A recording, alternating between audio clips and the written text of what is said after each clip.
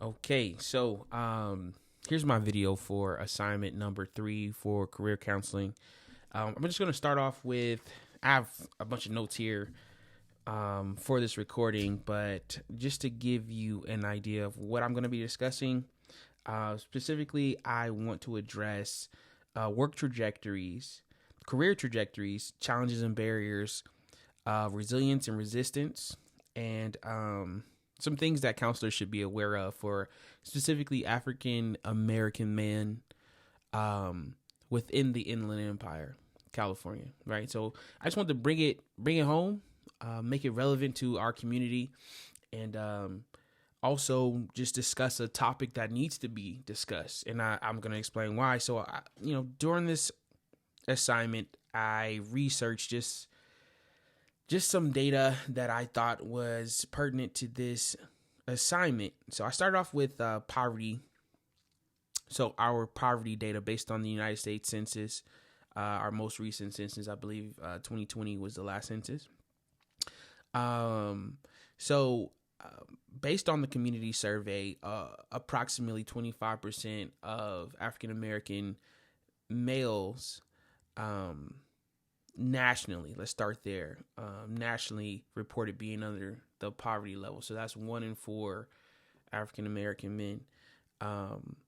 1 in 4 are underneath the poverty level. So the federal poverty level is $14,580. So reported making underneath that. In comparison to other ethnic groups, the Asian community, specifically Asian men, reported 11%. Latino men reported about 16%. So no group reported a higher level of poverty than African American men, based on the United States Census. So I thought that was interesting. I also looked at unemployment data. So from a national perspective, African American men make up 6.4% of African American men are unemployed, in comparison to 3.5% of white men reported being unemployed. So it's pretty much double the rate of white men in regards to unemployment. So I thought those things were relevant to address. So if going back to 1 in 4 for African American men within the Inland Empire, their work trajectory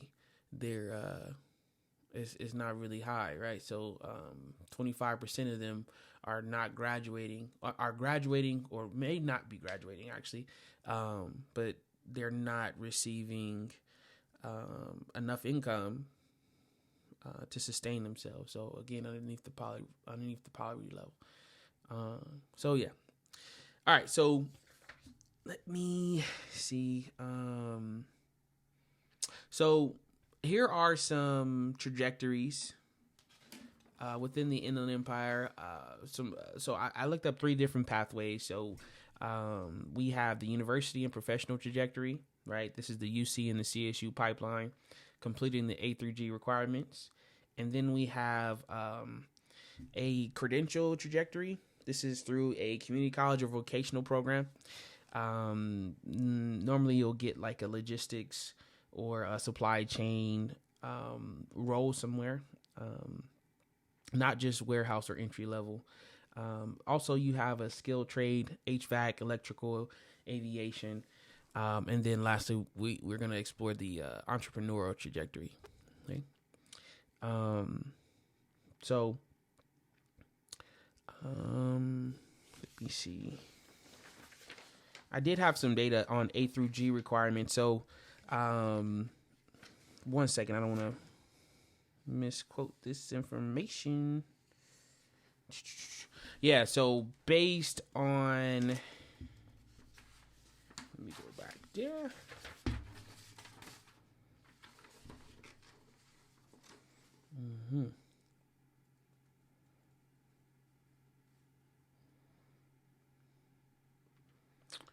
Right. So as it pertains to the university and CSU pipeline, yeah, the rate for African American men and Hispanic men meeting the A through G requirements, and this came from Riverside and San Bernardino County, is significantly lower than that of their white counterparts. Right. Let me see.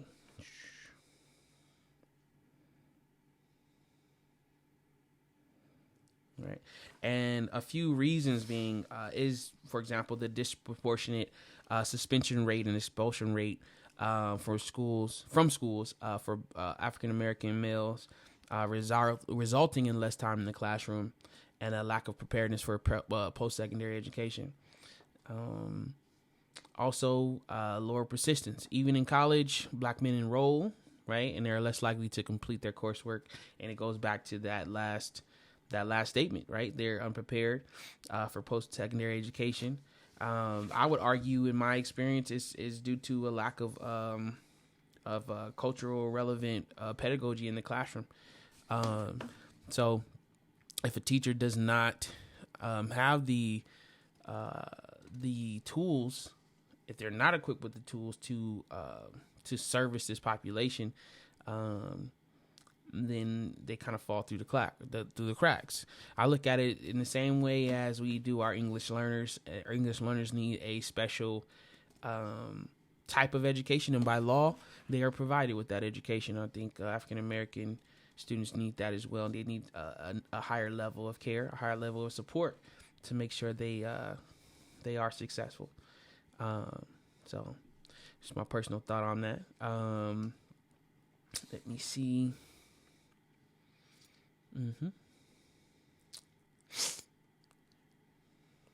Right. Okay, so some resistance factors. Family and social support is a resistance factor when African American men have familial support and a communal support, and they are more likely to reach one of those avenues that we discussed earlier in regards to the UC or CSU pipeline, or actually attend a vocational or a community college or start a business. Mentorship is another factor in roles. This could look like extracurricular activities at school. So the schools K through 12 is often seen as a safe haven. So for these students, for these young men, if they play a sport or they join a club, or they're involved in any extracurricular activities, this is an opportunity for them to develop resistance and resilience. And lastly, individual strength. So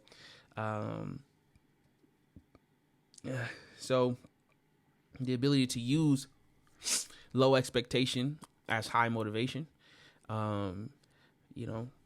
because some of this data is not foreign to these students. So sometimes their individual strength just to persevere shines through. Excuse me. Let me see. Okay, some things that the counselor should be aware of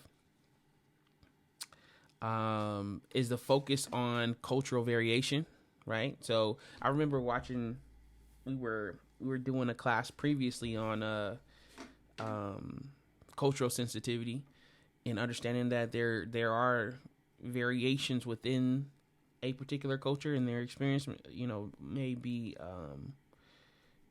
may not be the same, right? So, interventions are most effective when counselors begin by exploring the client's cultural variables, their racial identity, and their structural barriers, like their classroom setting, or even just systemic problems that could be preventing them from being successful. Counselors should be an advocate for access, reducing systemic barriers. For example, I spoke again in regards to classroom pedagogy or classroom management, being able to help with tools and strategies to to get these students to learn at their highest capacity. Sorry, hang on, my screen kind of. What the? Okay, there we go. Okay, where are we now? Let me see. Okay.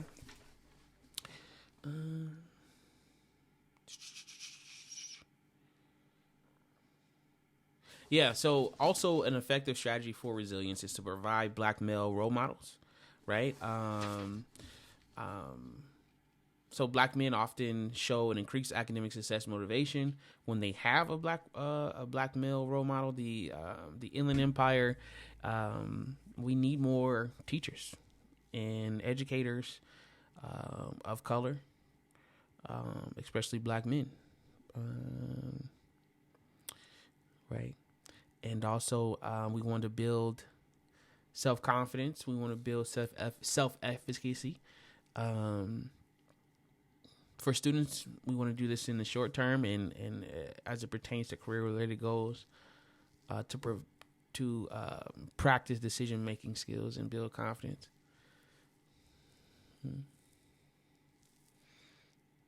Okay. I'm going to stop here. Let me stop here.